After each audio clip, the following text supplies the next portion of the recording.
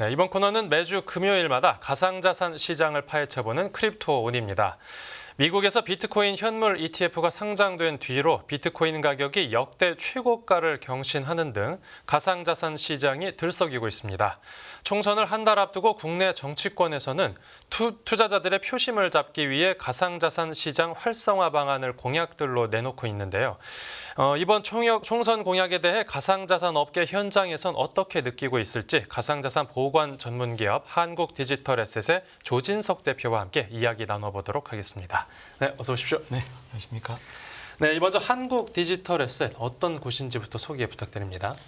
네, 저는 한국디지털에셋에서 대표를 맡고 있는 조진석이라고 합니다. 네. 한국디지털에셋은 KB국민은행이 합작법인으로 설립한 가상자산 보관 사업자고요. 네. 그리고 법인이나 기관을 대상으로 가상자산을 안전하게 보관 관리해주는 커스터디 서비스를 제공하고 있습니다. 커스터디라는 게 보관 관리를 의미하는 네, 건가 맞습니다. 보죠.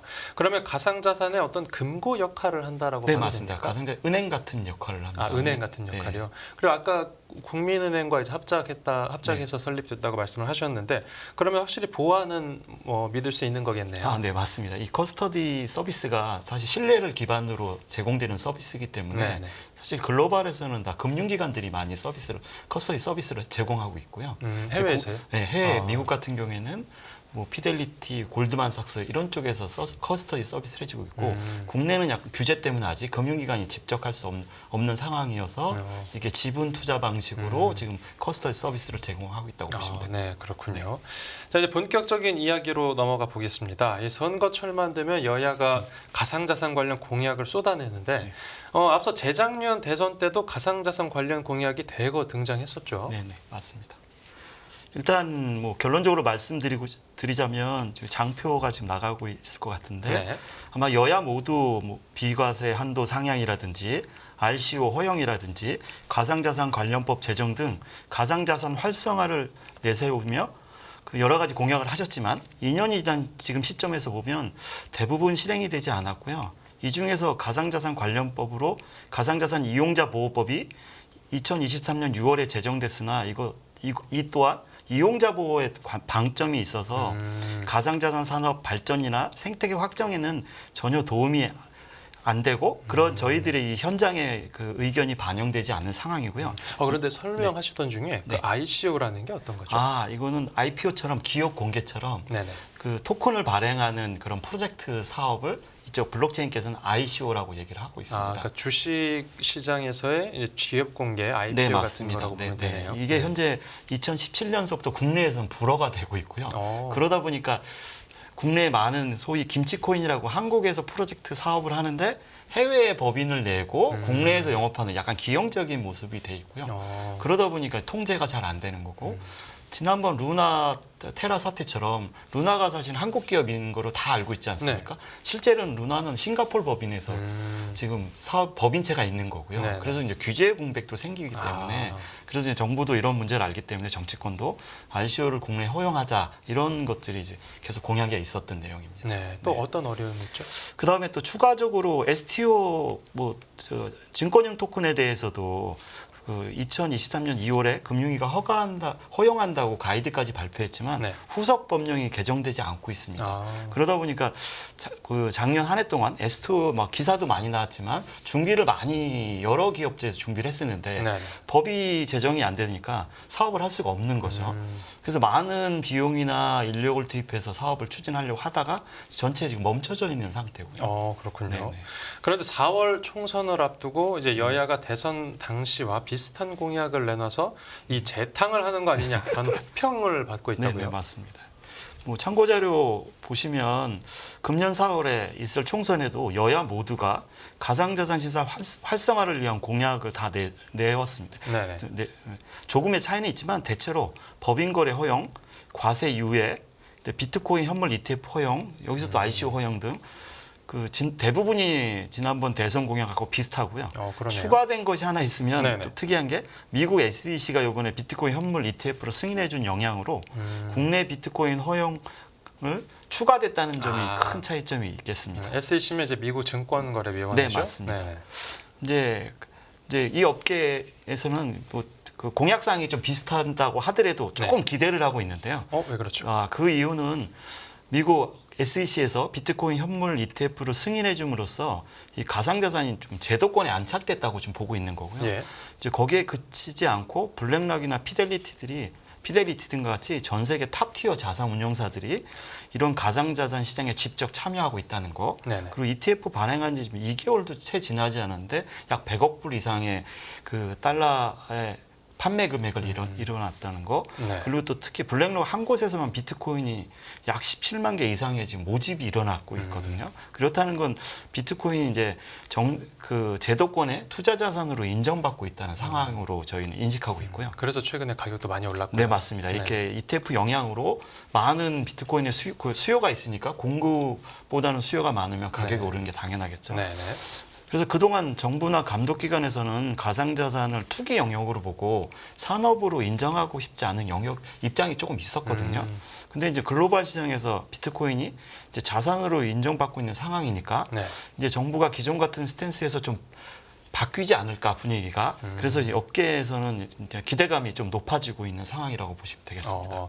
그러니까 2년 전에 나왔던 공약들은 뭐 그때 당시에도 어차피 큰 기대를 안 걸었는데 네. 이번에 나온 공약들은 비슷한데 네. 그래도 업계 상황이 많이 바뀌었기 때문에 특히 이제 해외 분위기가 많이 바뀌었기 때문에 이번에 나온 공약들은 뭐 그래도 상대적으로 지켜질 가능성이 높아지지 네, 않았을까 맞습니다. 이렇게 보고 그렇게 있는 거죠. 네, 맞습니다. 네, 끝으로 이제 세계 가상자산 시장이 변곡점을 맞았는데 자, 앞으로 국내 가상자산 업계도 더 발전을 해야겠죠. 네, 맞습니다. 그렇게 발전하기 위해서 해결돼야 하는 과제로는 어떤 게 있을까요?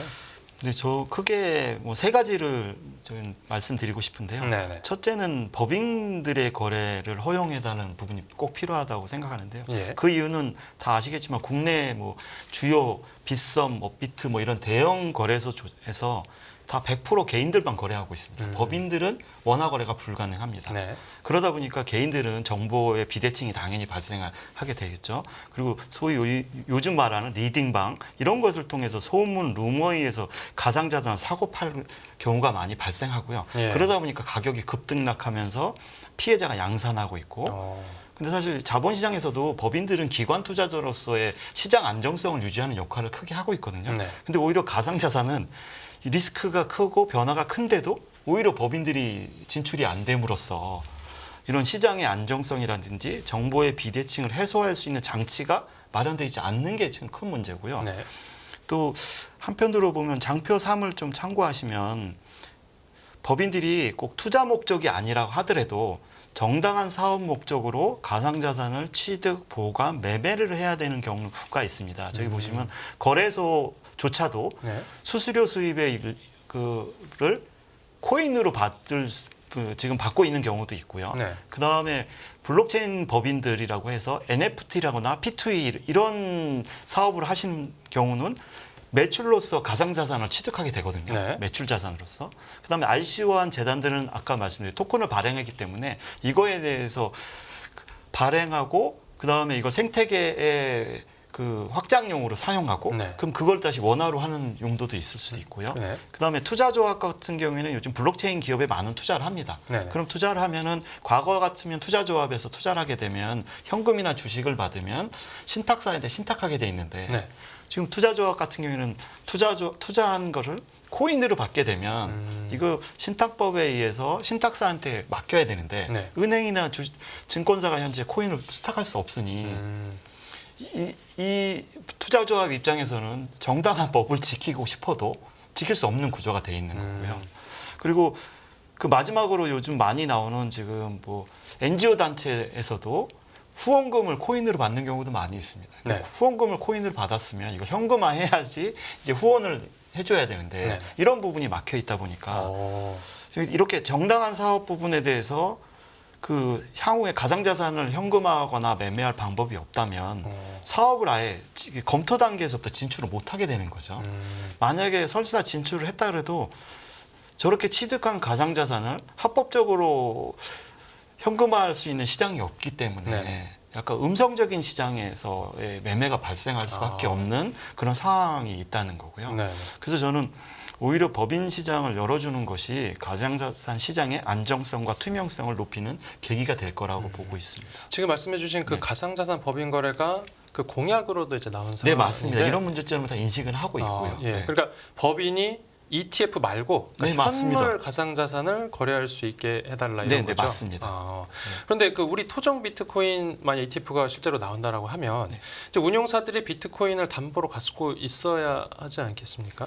그러면 네, 맞습니다. 네, 결국 ETF 출시만 되면 현물 거래 허용을 뭐 전제로 하는 거 아니냐 이렇게 생각해봐도 되는 거 아니에요? 약간 다르다고 보시면 ETF는 네. 비트코인에 대한 ETF지 네. 지금 가상자산이라면 여러 개 코인들이 있을 수 있거든요. 아 예. 네네. 아. 그래서 현물 ETF가 나온다고 하는 거는 비트코인의 특정 자산에 대해서 해당되는 거고 네네. 제가 말씀드린 아까 여러 가지 합법적인 사업으로 인해서 취득되는 코인이 비트 아닌 나머지 기타 알트코인들도 있을 수 있다는 거를 네네. 네. 가상자산 전반에 대해서 이제 규제가 좀 풀려야 된다 네, 이런 맞습니다. 말씀이신 거죠. 네, 네. 또 어떤 선결 과제가 있죠? 네, 두 번째 부분은 이제 가상자산 사업자의 생태계 확장 부분인데요. 네네. 지금 가상자산 사업자들이 어려움을 겪고 있는 것들은 지금 법은 두 개나 제정돼 있습니다. 특검법도 있고 네. 가상자산 이용자 보호법이 있는데 이게 다 사업자를 규제하는 영역만 있고 네. 사업을 확장하거나 신사업을 펼칠 때 어떠한 조건을 주는 그런 그 법 제정이 없기 때문에 그러다 보니까 극소수의 가상자산 원화거래소에만 이득이 발생하고 다수의 가상자산 사업자들은 어려움에 많이 직면하고 있습니다. 네네. 그래서 사업이 확장이 안 되는 부분이 있어서 그리고 이렇게 사업 확장이 안 되다 보니까 글로벌 경쟁력에 대해서는 저하가 계속되는 거고요. 사실 이건 좀 창피한 제 업계에서 창피한이지만 이 가상자산 사업자, 업비트, 비썸 이런 특이한 영역 빼고 전체 사업자가 글로벌에서 100위 안에 드는 사업자가 없습니다. 네, 그리고 밖에서 볼 때는 대한민국이 비트코인에 가상자산에 친숙하고 되게 역동적인 그런 시장이라고 생각하는데 네. 정작 생태계는 글로벌에서 영향력을 끼치지 못하고 있다. 이게 좀 아쉬운 점이 있고요. 네, 그래서- 마지막 선결 과제도 네. 간략하게 설명 네, 부탁드립니다. 알겠습니다. 그래서 지금 마지막으로 말씀드리고 싶은 것은 이제 그 비트코인 현물 ETF 관련으로 뭐 제도권에서 허용을 바로 하자고 나와 있는데 사실은 허용도 중요하지만 사전에 그런 ETF 발행을 위한 사전에 준비 작업이 필요합니다. 네. 그래서 미국 같은 경우에는 비트코인 현물 ETF를 작년에 기사를 보시면 거의 1년 내내 부정적인 얘기를 하시면서 허용을 하지 안 했었거든요. 예. 근데 사실은 그러면서도 내부적으로 블랙록이나 피델리티 같은 자산 운용사, 커스터디 기업들, 그다음에 OTC의 기업들, 그다음에 이런 그 유동성을 공급해 줄 수 있는 기관들하고 지속적인 협의를 해왔습니다. 어떤 걸 협의하냐? 투자자 보호, 리스크 감소, 거래의 투명성 확보를 위해서 그 미국 SEC에서는 참여자들과 함께 고민하고 해결책을 찾았고요. 네. 그래서 그런 해결책을 찾는 걸 바탕으로 비트코인 ETF 현물을 허용한 거고 허용한 다음 날 ETF 판매가 가능해진 거고요. 그래서 저희는 아직 국민 당국 입장에서도 지금 이런 생태계와 계속 지속적인 소통을 하면서 준비를 해야 된다 이렇게 생각하고 있습니다. 네, 알겠습니다. 오늘 크립토는 한국 디지털에셋 조진석 대표와 함께했습니다. 오늘 이야기 감사합니다. 네, 감사합니다.